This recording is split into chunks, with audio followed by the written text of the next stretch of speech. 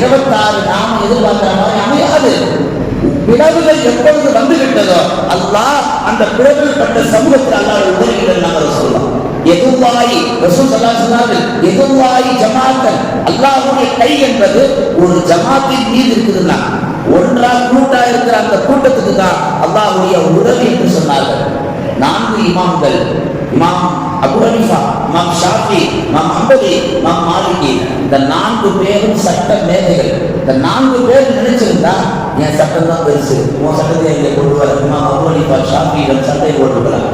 இமாம் ஷாஃபி நான் சொல்வதால் உயர்ந்தது, நீ ஏன் நடுவில் உண்டாக வர்ற எட்ட போயிட்டு ஹம்பலியிடம் கருத்து வேறுபாடு கொண்டிருக்கலாம்.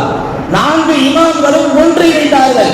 1500 ஆண்டுக்கு முன்பதாக ஒன்றிணைந்ததின் பின்னணிதான் இன்றைக்கு ஷரியத் என்ற ஒரு வார்த்தை நமக்கு கிடைச்சிருக்கு. இப்ப இமாம்கள் ஒன்றிணையாவிட்டால், ஒன்றுபடாவிட்டால் இன்னைக்கு நமக்கு ஷரியத் ஏது எங்கிருந்து நாம் கடைபிடிக்க முடியும்?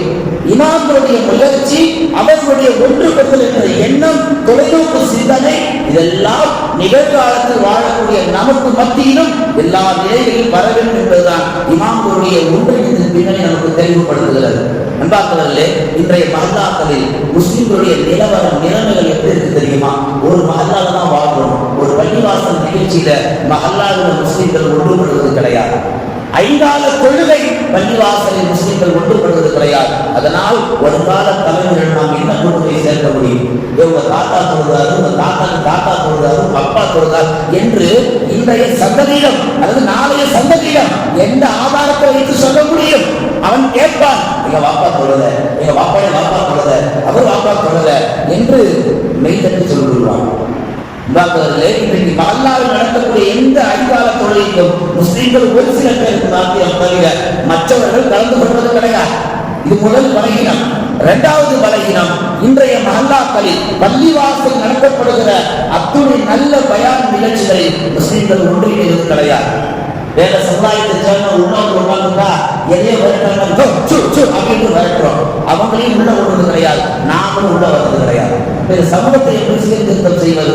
மஹல்லாக்களில் பள்ளிகள் நடத்துகிற பயான் நிகழ்ச்சிகளுக்கு மஹல்லாவை சார்ந்த பெரியவர்கள், வாலிபர்கள், குடும்ப தலைவர்கள் ஒன்றிணையாவிட்டால் இந்த சமூகம் எப்படி ஒன்றுபடும்?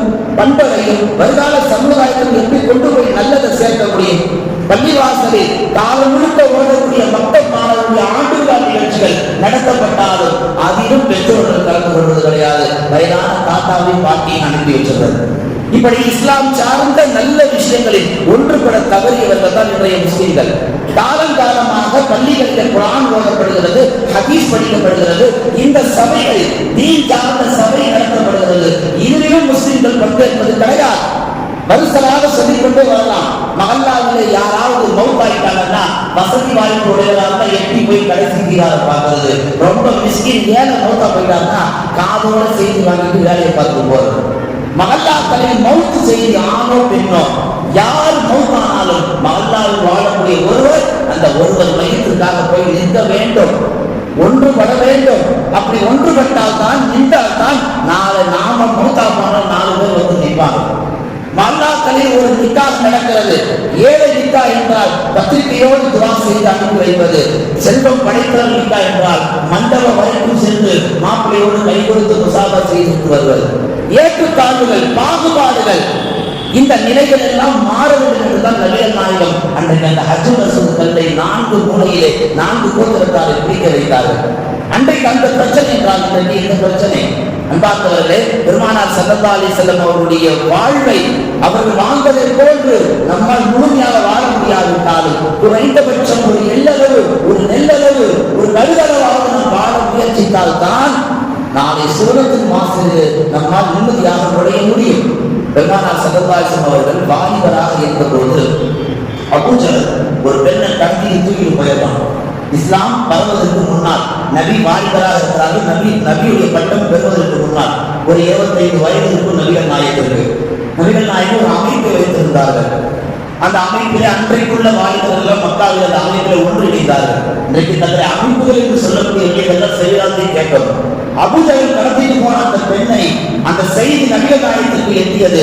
பெருமானார் ஸல்லல்லாஹு அலைஹி வஸல்லம் அவர்கள் தான் மட்டும் போகவில்லை, தன்னோடு இருந்த வாலிப சமூகத்தை அழைத்துக் கொண்டு போனார். ஒரு மஹல்லாவில் இன்னைக்கு ரொம்ப முக்கியமான செய்தி. ஒரு மஹல்லாவில் வீடு கூண்டு ஒருத்தன் வெட்டுறான், நான் ஒரு குத்துறான்னா ஒருத்தர் அடிக்கிறான்னா ஒருத்தரால போய் தடுக்க முடியாது, நானும் தான் போக முடியாது, பயம் தான் செய்யும்.